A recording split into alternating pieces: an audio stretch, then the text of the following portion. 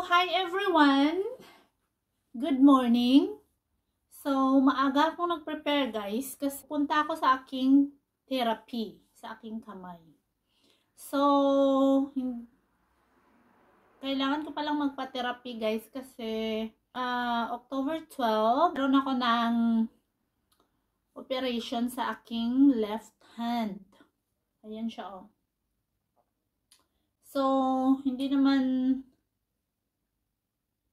major, konti lang dahil meron akong problema sa aking carpal tunnel. Carpal tunnel syndrome yung tawag niya. At yung mga nararamdaman ko guys is ganito. Masakit yung dito, nagnanumb, tsaka na-feel mo yung tingling, much more yung yung sobrang sakit ng mga finger pala yung finger. So, dahil hindi na talaga kaya guys kasi few years na din na experience ko ito, tsaka mahirap magtrabaho na nagnanumb yung kamay mo, and then in the middle of the night talaga yung mga 1 o'clock, 2 o'clock ganun, ginigising ka sa sobrang sakit, tapos kahit wala kang ginagawa nagnanumb talaga siya, especially sa early morning, tapos hindi ka na talaga makatulog sa sobrang sakit. So, nag-decide akong magpa-opera. Ayun nga, nagstay ako sa bahay since October 12 until now. And dahil konting storytelling lang guys, ipakita ko rin sa inyo yung mukha ng first day at saka after 2 weeks ng pictures. Kasi wala tayong video. I think wala akong video, I'm not sure. Dahil 3 years ago, 2019, I think 4 years ago, nagkaroon din ako ng operation dito naman. Carpal tunnel syndrome din siya. So, nagstay ako ng more than 4 months, including from day 1 sa operation until nakabalik ako ng work. So, it was 4 months. Dahil yung cut dito sa kamay ko, sa right hand, is 1, 2, 3. So, 3 siya. And then, first day of operation, after 2 weeks, pupunta ka na niyan sa, storytelling ko lang yung nangyari dito guys ha. Pupunta ka na ulit sa surgeon na nag-opera para tanggalin yung stitches. And after nila natanggal yun, walang yung kamay ko, walang lakas, as in, paralyzed talaga siya, as in walang, kahit mag-pick up ako ng paper na lalaglag siya, basta wala siya talagang parang patay, hindi, parang patay talaga siya. So I need to do some therapy.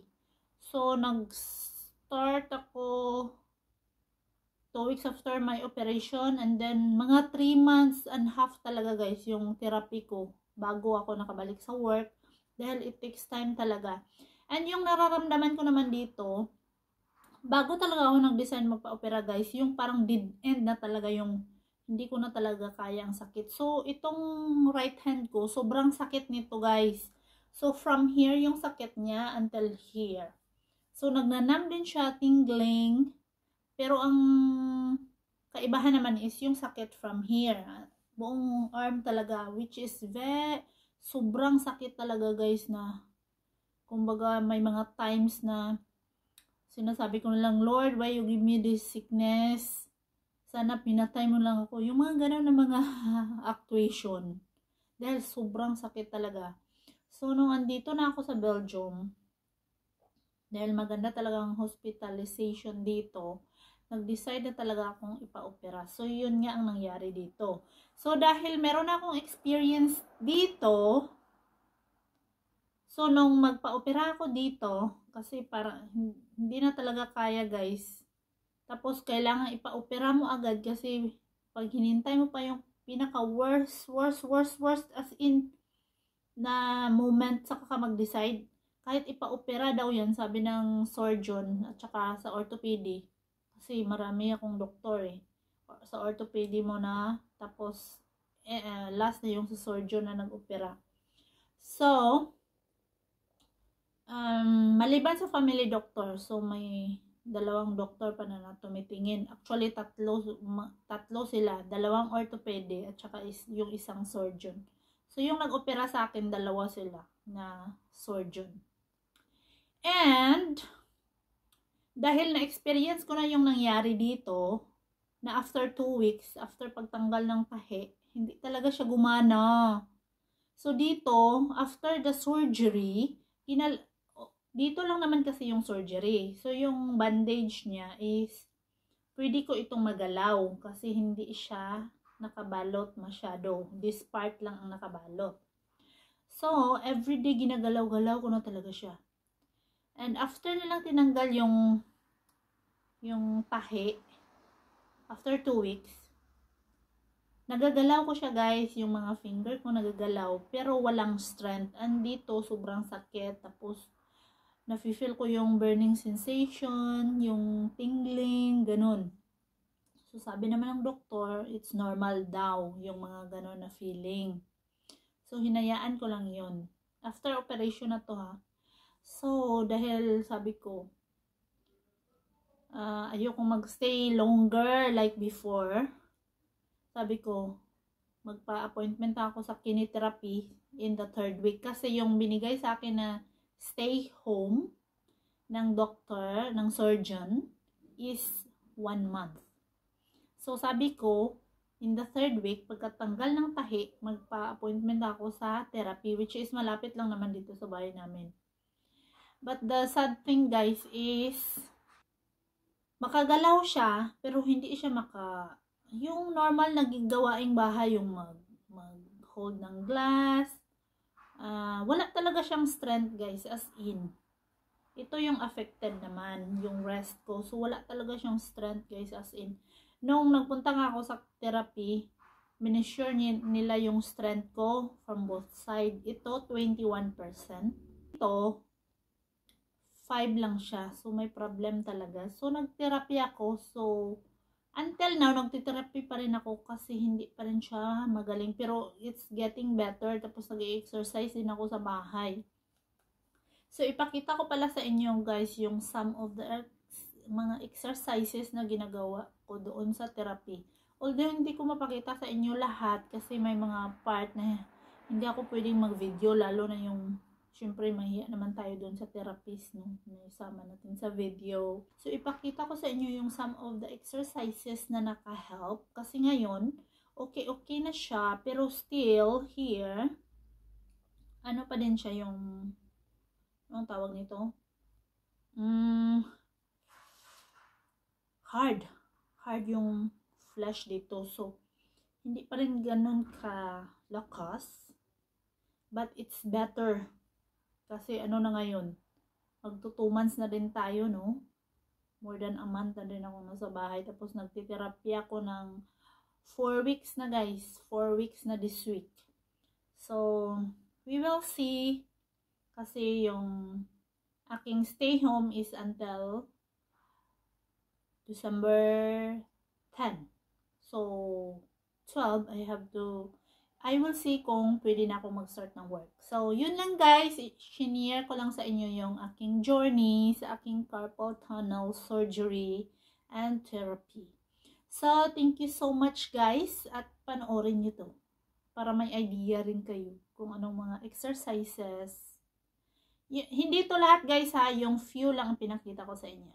So, thank you guys for... So, hi everyone! Ipakita ko lang pala sa inyo yung sa hospitalization ko guys. Mga ano lang yan guys, nagstay lang ako sa hospital ng 3 hours. Actually, ako nga lang ang pumunta. Kasi mabilis lang naman yung operation. So, meron tayong local anesthesia lang. So, yung nagnanumb lang while I'm in the operating is yung rest at saka yung mga yung palm ko lang. So, the rest, I'm awake and nafe-feel ko yung mga ginagawa ng doktor at kinakausap din ako. So, very safe and very, talaga ang mga doctors dito at nurses. Yung, inaano ka talaga, kinikare. Mag je dat doen, de vaccin? Ja? Ja, dat kan. 16:25. Look at the difference, guys. This is the operated one, the left hand. Look how it looks like versus the right one. Kasi tinisting ko din siya eh. So, less strength talaga yung aking left. This one is the right hand. Look, example lang yan, guys. So, ma-hold ko pa siya for 5 seconds. Doon sa isa, hindi talaga kaya.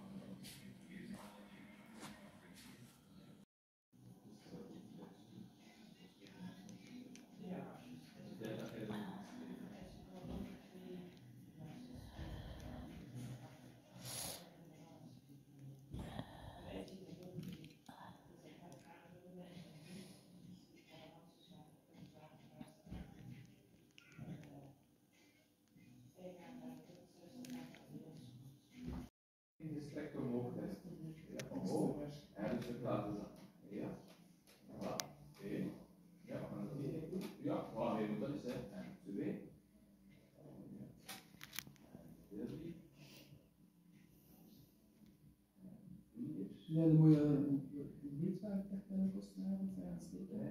Ja, ik heb mijn bloedwaarde laten opsturen van het labo. En ik ga vanavond met een nieuwe ex-huisarts.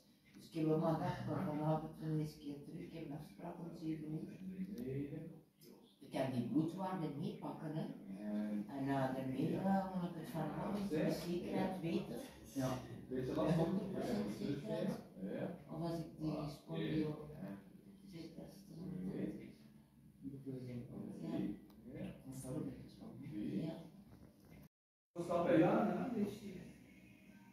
En de dokter zal ook zeggen, hè, moet veel oefenen, hè. Veel oefenen. En nu moet je straks terug gaan werken dan, om 2 uur. En om later vertrek je dan, voor je bij de kant weer achter. De camion komt laat voor de rook. Dat allemaal weer om is moet. Als we blijven in de tank. Het is te veel, maar soms. Dan krijg je dat dan in overuren terug betalen, maar dan wordt het dan gerecupereerd. Gerecupereerd en betaald. Betaald 50%.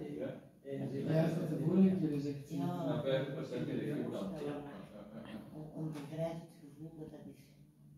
Nee, dus november en december. Ja, dat is overal zo, hè. Zo, een beetje, ja. Dank u wel. Vanaf mijn ongeval, hè, dat was 25 jaar. Dat is kort quantiteit. Maar ja.